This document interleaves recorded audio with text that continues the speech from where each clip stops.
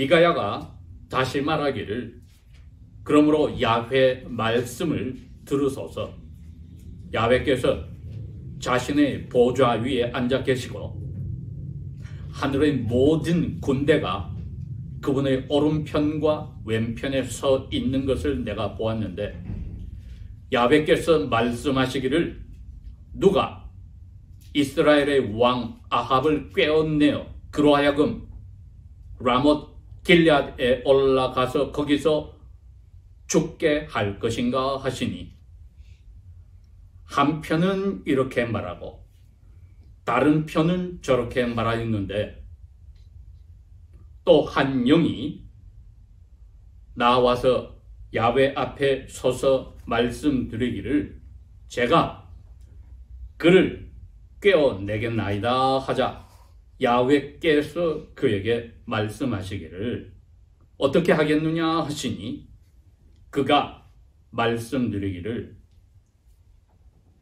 제가 나가서 그의 모든 선지자들의 입에 한 거짓의 영이 되겠나이다 하므로 야훼께서 그에게 말씀하시기를 네가 반드시 그를 꿰어낼 것이니 나가서 그렇게 하라 하셨나이다.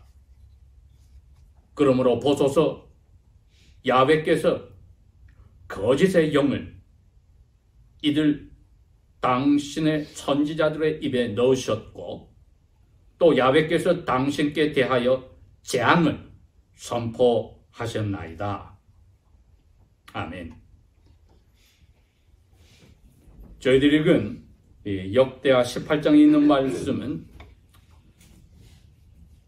원래 한 나라였던 이스라엘이 북쪽 이스라엘 왕국과 남쪽 유다 왕국으로 나뉘었고 그 가운데 북쪽 왕국에서 사악한 왕이 시돈 왕의 딸을 왕비로 맞아 더욱 사악하여진 후에 일어난 사건을 기록하였습니다. 우리가 잘 아는 엘리야와 엘리사 선지가 일을 하였던 그 왕이 이스라엘 북쪽 나라의 아합 왕이었습니다. 그리고 그 왕비는 자기가 섬기는 이방신을 다스리고 이방신의 다스림을 받기 위해서 그에게 제사를 지내는 제사장을 850명이나 수용하였습니다. 그 중에 아합 왕에게 선지의 역할을 하는 400명이 있었습니다. 이러한 악한 왕 아래에 나라 백성 전체도 당연히 사악한 자리에 들어간 것이지요. 남쪽 유다도 이에 못지않게 사악한 왕들이 있었습니다. 그럼에도 불구하고 남쪽 유다는 다윗의 후손들이 왕위를 이어줬기 때문에 다윗에게 약속하였던 야훼의 그 언약에 따라서 영원히 그 왕위를 없애버리지는 않았습니다. 북쪽은 힘센 사람들이 서로 죽이고 왕위를 빼앗는 일이 자주 있었기 때문에 아합 왕에 와서는 그의 아버지와 같은 악한 삶을 살아가는 아합 왕에게 야훼께서 무슨 연유인지 모르지만 용감한 군대를 허락하셨습니다. 마침 남쪽에는 야훼의 말씀에 순종하고 성전을 중심으로 희생제사와 찬양과 감사를 드리는 여호사밧 왕이 있었는데 북쪽 왕에게 형제 나라니까 방문을 왔을 때에 북쪽 왕 아합이 그 여호사밧 왕에게 설득을 하였습니다. 나와 함께 우리의 숙적인 시리아를 물리치러 가자. 여호사밧 왕은 야훼를 섬기니까 야훼께 우리 물어보고 합시다. 그랬더니 왕실에 있던 그 400명의 선지자들이 한 가지 음성으로 이야기합니다. 야훼께서 말씀하시기를 왕이시여 라못 길앗으로 가서 원수를 물리치시고 그 땅을 빼앗으십시오. 그건 요단강의 동편에 있는 그 사막길을 통해서 올라가면 시리아를 정복할 수 있는 길이 열리니까 그 라못 길리앗에 가서 땅을 빼앗으십시오. 야훼께서 말씀하셨습니다. 400명이 똑같은 음성으로 이야기를 했습니다. 여호사밧 왕이 아무래도 이건 야훼의 음성 같지가 않으니 혹시나 아직까지 야훼의 음성을 전하는 선지자가 있습니까? 아방이 그럽니다. 하나 있는데 그 사람은 나에게 좋은 이야기를 한 적이 없습니다. 그래도 그 사람에게도 야훼의 뜻이 똑같은지 물어봅시다. 사람을 파견해서 그 사람을 데려오게 했더니 파견받은 사람이 가서 그 선지자에게 이야기합니다. 그 사람 이름이 미가야입니다. 1절에 하면 그 미가야는 엘리야의 그 선지 학교 중에 대표 중에 하나인 선지자였다. 그렇게 이야기를 하는데 지금 왕궁에서 400명의 선지자들이 야훼 이름으로 아방과 여호사밧 왕이 연합군대가 길리앗 라못으로 가서 시리아 군대를 멸망하라고 야훼의 뜻을 전하고 있으니 당신도 거기에 협조하시오. 구약시대에 야훼 선지에게 야훼께서 붙인 이름이 있었습니다. 하나님의 노예. 그게 하나님이 붙여주신 이름입니다. 모세는 그걸 그대로 땄습니다. Servant of God, Slave of God, 하나님의 노예다. 예수님께서 하늘로부터 왔다는 것을 도전하고 예수님께 불신을 던지는 유대인의 대표들에게 요한복음 7장에 가면 그렇게 말씀하십니다. 보내심을 받은 사람은 보낸 분의 영광만을 추구해. 그래서 진리와 의로움만으로 말을 하게 돼. 내가 너희들에게 인정받기 위해서 너희들 듣기 좋은 말을 내가 할 수가 없어. 나는 보내신 분의 영광만을 위해서 이 세상에 살아가기 때문에 그분이 하라고 하는 말씀 진리와 의로운 그분의 뜻만 내가 너희들에게 전해야 돼. 그게 구약시대의 선지자의 모습이고 예수님께서 그 선지자들의 오리지널 모본이십니다. 보내신 분이 있어요.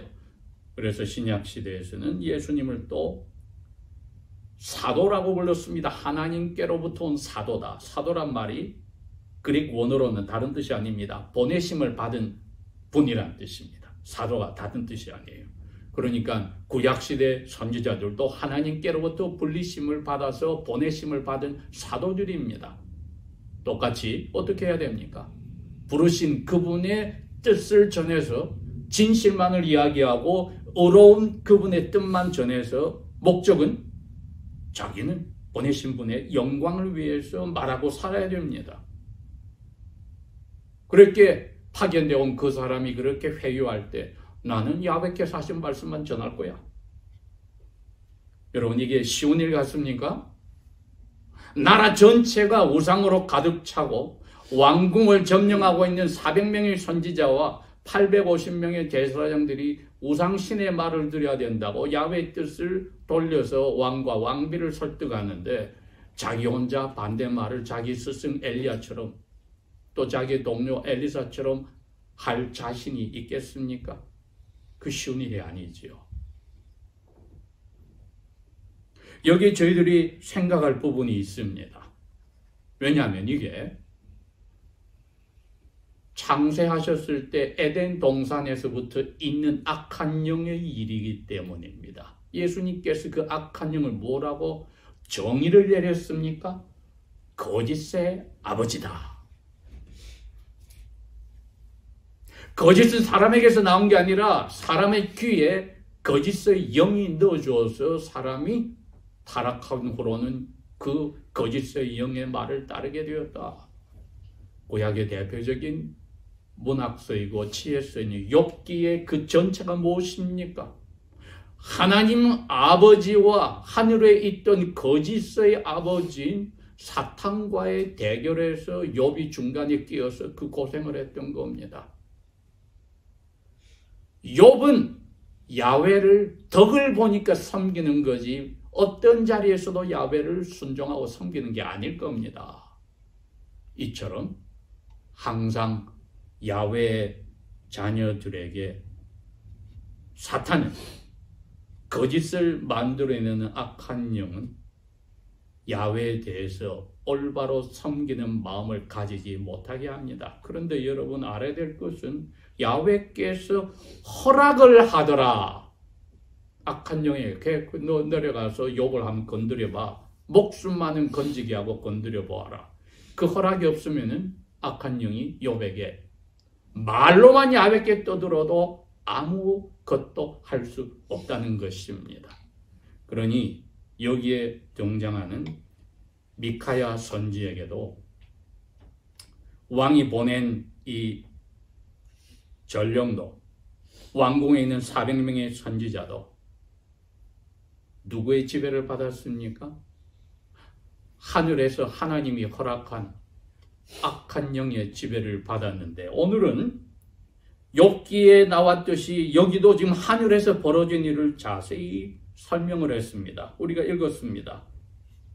18절 후반부에 야훼께서 자신의 보좌 위에 하늘에 계시는데 그 옆에 하늘의 모든 군대가 오른편 왼편에 다 서 있었습니다.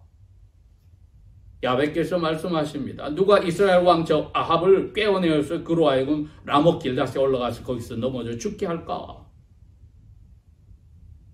한편은 이렇게 하면 좋습니다. 다른 편은 저렇게 하면 좋습니다. 그러는데 한 영이 나타났다. 이 영이 뭡니까? 사탄입니다. 주님께서 이 세상에 오셔서 새로운 하나님의 나라를 만드시기 전까지 사탄은 하늘에서 아직까지 하나님께서 주신 그 리밋, 고난 안에서는 자유롭게 자기의 힘을 펼치고 있을 때였습니다. 그러니 욥기 때와 마찬가지로 이때도 등장해서 야훼께서 허락해 주시면 제가 이렇게 하겠습니다. 그 이야기를 한 겁니다. 제가 그를 깨어내겠나이다. 21절 제가 가서 그 400명의 왕궁에 있는 선지자들 입에 제가 영이 되어서 들어가서 마음속에 거짓말을 하게 해서 야훼가 이렇게 하셨다고 말하게 제가 꿰겠습니다. 그런데 여러분 제일 무서운 말은 21절 마지막 부분입니다. 그 사탄에게 야훼께서 뭐라고 그럽니까? 반드시 넌 그를 깨어낼 것이야. 이거는 너가 깨어내어라가 아니라 내가 그렇게 정했어. 너를 내가 그냥 이용하는 것뿐이야. 너를 이용해서 아합이 너의 꾀에 넘어가게, 400명의 선지자의 거짓말에 넘어가게 내가 정했어. 그래서 너는 반드시 그를 깨어낼 것이니 나가서 그렇게 해라. 이 전체 그림이 2023년을 사는 저희들에게도 중요합니다, 여러분. 왜? 마지막 세대 어떻게 된다고 했습니까? 끝이 없는 갇혀있는 감옥에서 악한 영이 풀려났을 때 어떻게 하죠? 요한계시록 20장에 나오지 않습니까? 만국에 돌아다니면서 사람들의 마음을 미혹하고 유혹에 넘어가게 꿰는다고 했습니다. 똑같은 사탄이 오늘날도 전 세계에 그 일을 열심히 하고 있습니다. 울부짖는 사자처럼 자기 말에 속아 넘어가게 하려고. 누구에게 그렇게 합니까? 믿지 않는 사람은 다 자기 부하예요. 믿는 사람에게 그렇게 하는 겁니다. 믿는 사람에게, 여러분. 그러니 그 당시 미가야 선지가 처해 있는 위험한 유혹의 자리나 저희들도 같은 자리에 있습니다. 데살로니가 후서에도 똑같이 그 이야기를 했거든요. 2장에. 마지막 때 이 악한 영이 나타나는데 그 사람은 거짓, 사람들을 거짓으로 유혹하는 바로 그 사람이다. 대표적인 적 그리스도의 표상이지요. 저희들이 날마다 눈으로 보고 귀로 듣는 내용들이 바로 이 거짓이 횡행하는 미국 문화에 살고 있습니다. 대통령으로부터 말단 공무원까지 교회 안에서나 교회 밖에서나 사회가 전체가 어둠의 영이 쏟아내는 거짓의 영에 사로잡혀서 이 세상의 문화가 움직이고 있음을 저희들은 잊지 말아야 합니다.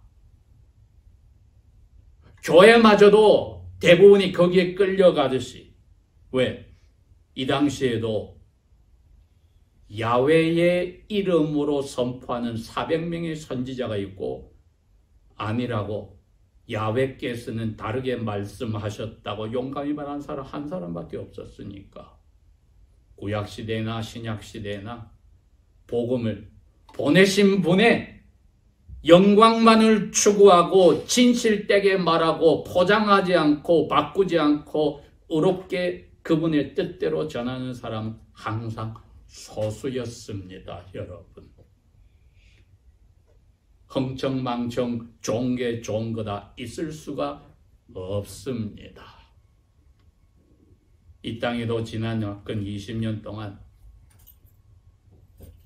어떤 한 사람이 일어나서 의리의리한 물질적인 부유함을 누리면서 전 세계 사람들에게 방송을 통하여 라디오와 TV를 통하여서 이제는 유튜브를 통하여서 하나님이 자기를 믿는 사람을 가난하게 병들게 하지 않을 것이다. 그러니 너희들이 하나님께 무조건 부와 건강을 모든 것이 잘 되는 것을 추구하는 것이 유일하게 하나님께 올바로 믿는 모습이라고. 나를 보라. 그러니 너희들도 그렇게 살아야 된다고 강조함으로 미국의 이 복음주의 많은 교단 전체가 그 거짓과 싸우느라고 아직까지 전쟁을 하고 있습니다. 그런데 그분의 그렇게 부르짖는 것이 당연하다고 따라가는 것이 다수입니다. 마치 아방시대의 400명의 선지자와 같이 십자가라는 것은 있을 수가 없어요. 거기에는. 제 가까운 중학교 동기 중에도 그런 사람이 남가주에서 몇 천 명을 그렇게 하더니 한국 가서 그렇게 합니다. 죄란 단어를 못 쓰게 해요. 벌이란 단어를 못 쓰게 합니다. 자기가 말씀 선포에 넣지를 않아요. 그걸. 왜? 그건 하나님이 예수에게서 해결해 놔서 우리에게 그걸 원하지 않는다. 그러니 마지막 세대의 저희들이 악한 영이 하나님의 이름으로 말하고 생활하는 사람들의 영을 지배해서 거짓에 넘어가게 하는 일은 여러분 지금도 횡행하고 있습니다. 그러니 2800년 전에 이 역사가 우리에게 되풀이되고 있는 것은 당연합니다. 왜일까요? 그 일의 주범이 사탄이 쉬지를 않습니다. 각 시대마다 그 시대의 색깔을 입고 언어를, 문화를, 관습을 가지고 와서 똑같이 그 일을 계속하니까 우리가 그것만 안 되면 속아 넘어가서는 안 되겠지요. 그런데 구약시대와 저희들의 다른 점은 크게 하나가 있습니다. 그때는 도저히 야훼의 말씀을 듣는 귀가 없으니 아무래도 말씀을 전하는 사람이 강하게 도전하여 대적하는 식으로 야훼의 말씀을 전했습니다. 22절 보십시오.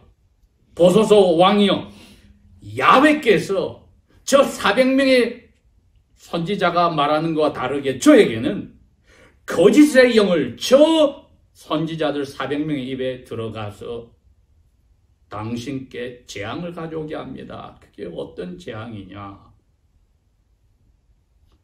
열왕기상 21장에 이미 나봇의 포도원을 왕이 자기 아내의 계략으로 포도원 주인을 죽이고 빼앗은 후에 엘리야 선지를 보내서 예언을 했습니다. 너 집안 이제 망할 거야. 너가 이 나봇이 피 흘려 죽은 이 장소에서 너도 피 흘려 죽어서 동네 개들이 그 피를 핥을 거야. 너를 그렇게 잡아놓았던 꿰었던 너의 왕비도 너의 아내도 결국은 죽었을 때 그 몸을 동네 개들이 와서 뜯어먹을 거야. 그 당시에 아합은 그 말을 듣고 겁이 나서 야훼 앞에 겸손하니 야훼가 잠깐 그 저주를 뒤로 연기해 주었는데 오늘 22절에 그럽니다. 여러분. 야훼께서 그 열왕기상 21장 21절에서 26절에 예언한 그거 이제 재앙을 선포하셨다. 이 말은 confirm, 재확인했습니다. 이제 당신 연기했던 거 이제 그때 야훼께서 약속한 저주 이제 옵니다. 우리가 23절 때 읽어가면 합니다. 아하왕이 화가 나서 어떻게 했어요? 이 선지자 잡아가지고 내 아들 중에 한 명에 보내서 그 집에 감옥에 넣어둬서 물도 먹을 것도 조금씩 주어서 내가 돌아올 때까지 고생시켜라. 미가야가 뭐라 그럽니까? 왕이 그렇게 돌아올지 보자고. 누구 말이 참된지 보자고. 왕이 어떻게 됐습니까? 전쟁터에서 죽었습니다. 병거가 돌아왔어요. 고향으로. 왕은 죽어버렸어요. 흘린 피를 씻었는데 그 씻어서 흐르는 피를 동네 개들이 핥았는데 그 장소가 많이 나옷이 죽었던 장소로 예언대로 됐습니다. 그 안에는 반란군이 와서 창문 위에서 그 아내를 집어서 땅에 던져 야훼 이름으로 죽였더니 동네 개들이 와서 죽은 사람에 다 뜯어먹어서 몇 가지가 남지 않았더라.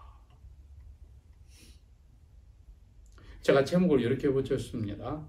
우리 개개인이 그리스도인이라고 부른다면은 우리는 세상을 향하여 어둠의 영이 지배하는 세상을 향하여 이 미국의 썩은 문화를 향해서도 말해야 합니다. 상대가 고위직 공무원이 됐든 부유함을 누리든 세력이 있든 우리는 당당히 나는 예수 그리스도 영을 가져서 왕과 같이 영으로 내가 이 세상을 야훼 이름으로 통치하는 그 힘을 발휘할 거야. 나는 진리를 의로서 목숨 걸어놓고 내가 삶에서 말하고 행동으로 나타낼 거야. 인간관계에서도 그렇게 할 거야. 여러분 그렇게 할 수 있습니까? 하고 질문을 제가 제목으로 잡았습니다. 목숨 걸고 진리를 선포할 각오가 되어 있는가? 이분은 결국 감옥에 갔지요. 왕이 군대 출발하기 전에 감옥에 넣으라고 했으니까. 히브리서 11장이 그겁니다. 11장 36절에 어떤 사람은 두드려 맞고 채찍에 맞고 어떤 사람은 감옥에 갔는지라. 그런데 이런 사람들의 믿음은 이 세상이 감당 못해. 항복해. 저희들이 그러한 믿음의 삶을 언행심사에 예수 그리스도의 이름을 가진 그리스도인으로 하고 있는가? 스스로에게 물어봅니다. 더군다나 우리는 구약시대의 선지자와는 다르게 무조건 도전하는 식으로 말씀을 언행심사에서 할 수가 없습니다. 왜? 우리는 오순절 후에 성령님을 받았습니다. 성령님은 우리에게 어떻게 가르칩니까? 예수님 모습으로 살아라고 합니다. 우리 아까 교동문에 읽었습니다. 노예의 형체 모습으로 섬겼다. 죽는 자리까지 억울함을 당하면서도 에베소 교회 사도 바울이 그 정신을 이야기합니다.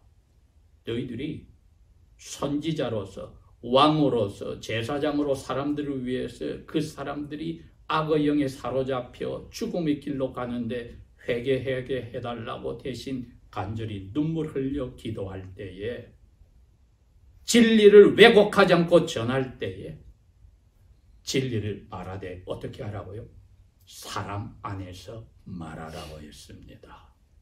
저희들이 예수님처럼 닮아간다는 것은 자기를 죽이는 사람들을 섬기려고 사람으로 노예의 자리에 온 예수님을 닮아간다는 것이요. 그들을 위해서 십자가에서 숨이 막혀 죽어 가시는 순간에도 그들을 위해서 기도한다는 가장 자기를 다 바치고 희생하는 진정한 위에서 원수를 위해서 기도하는 사랑 넘치는 자세가 없다면은 목숨 바쳐 진리를 선포하더라도 신약 시대의 그리스도인으로의 삶은 아닙니다. 사랑이 빠질 때는 내 몸을 원수를 위해 불사르게 내어줄지라도 나는 아무것도 아니라고 하는 이유가 거기에 있습니다. 저희들의 날마다의 삶에 언행심사에 나는 어떠한 자리에서도 가족에게도 교회에서도 이웃에게도 친지에서도 사회에서도 이 땅에 사는 동안에 그리스도 예수의 사랑으로 나를 가장 미워하고 나를 죽이려 하는 사람까지도 품는 성령 충만한 사랑에 붙잡힌 영육의 삶을 가지고 있는가 물어보는 겁니다. 기도하겠습니다.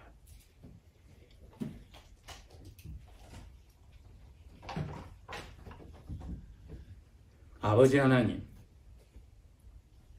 2023년 12월 17일 오늘 복된 주일까지 저희들의 생명을 주셨으니 또 그리스도인의 삶을 살게 하셨으니 성령께서 보내신 아버지의 영광만을 추구하는 저희들의 삶에 부족함이 무엇인지 자세히 아시니 저희들이 아는 것도 모를 때 깨닫게 하시고 성령 충만하심으로 아버지의 뜻을, 아버지의 영광을 죽기까지 순종하신 예수님처럼 추구하고 살도록 허락하소서. 주님의 탄생을 전통적으로 사람들이 기뻐하고 흥청망청하는 세대에 저희들이 성령께서 충만하심으로 사랑의 화신이 되는 이 자리 잊어버리지를 않기를 원합니다.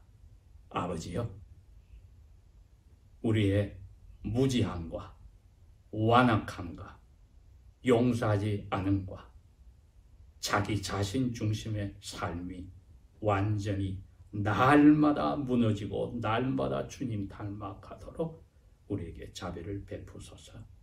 예수님 이름으로 감사 기도합니다. 아멘.